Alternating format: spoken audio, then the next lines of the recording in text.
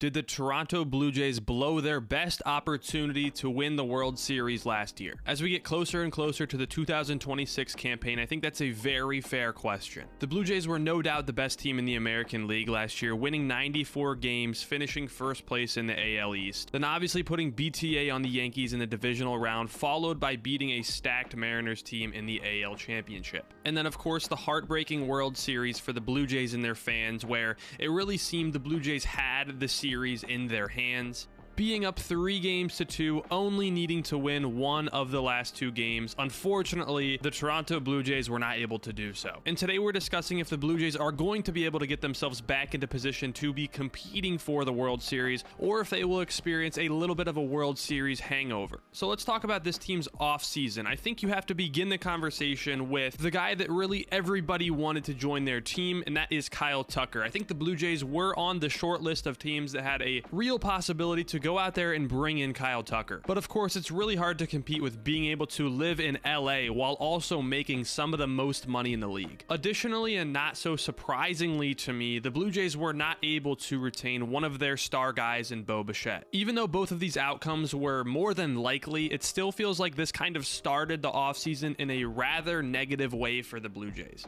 But then I think the front office made some really impactful moves for this team going forward. And it without a doubt begins with starting pitching, because I think this is where they are now most improved. They bring in Dylan Cease on a record-breaking Blue Jays deal, getting paid the most money by any free agent ever in Blue Jays history. Dylan Cease comes in on a 7-year, $210 million deal. And while I think coming off the past couple of seasons, this is an insane amount of money to give Dylan Cease, he is still a very good pitcher, and he's going to be potentially an ace for this team. And while the Blue Jays had a pretty good starting rotation in 2025 with Kevin Gausman, Shane Bieber, Trey Savage, and a couple others, I still think adding Dylan Cease to be a potential top option for that rotation is going to be super beneficial for them. And they didn't stop there. They also brought in Cody Ponce from the NPB, who isn't going to provide you with top of the rotation stuff, but he still will be a very solid back end of the starting rotation, potentially swing long reliever type of guy in the playoffs. And now you're looking at a top 4 with Gausman, Cease, Bieber, and Savage. And I mean, while they probably don't have a top 5 guy in that rotation, it's still probably going to be one of the better rotations in all of the MLB. As far as relief pitching, they also brought in Tyler Rogers, who we all know has been one of the most consistently pretty good relief pitchers, who is going to be there whenever you need him to get through an inning or two. And lastly, the Blue Jays went back to the NPB to bring in one of the top prospects, Kazuma Okamoto. Okamoto's been a good prospect in the NPB for a couple years now. In 2023, he hit for his career high 41 home runs, and while he hasn't gotten back to a number that high, he's still been a very good power hitter while also maintaining very solid contact rates. That said, while losing Bo Bichette and missing out on Kyle Tucker, I think the Blue Jays left a little bit to be desired as far as bolstering their lineup. And just a few days ago, the news that absolutely no Blue Jays fans wanted to hear: Anthony Santander will miss 5 to 6 months after getting shoulder surgery on February 11th. Since Santander got paid, he really has not been healthy whatsoever for the Blue Jays, and unfortunately, the injury news does not stop there. The news also came out that Shane Bieber is experiencing a sore forearm, and for a guy coming off major elbow surgery, I'm pretty sure the Blue Jays are not going to be rushing him back. As far as the AL East goes, there's really no good news for the Blue Jays here, as pretty much every team has gotten significantly better this offseason. Apart from Tampa Bay, I could honestly see any team winning this division, and I'm sure all of these teams want to be making the playoffs. That said, it will certainly be a challenge for the Blue Jays to maintain their success, but I think if they're able to keep their head above water at the beginning of the season when Shane Bieber is out with injury, they'll probably be right in the thick of things come July or August. That's all I have for today's video. As always, if you did enjoy, hit the subscribe button for weekly MLB content. I will talk to you all very soon. Bye-bye.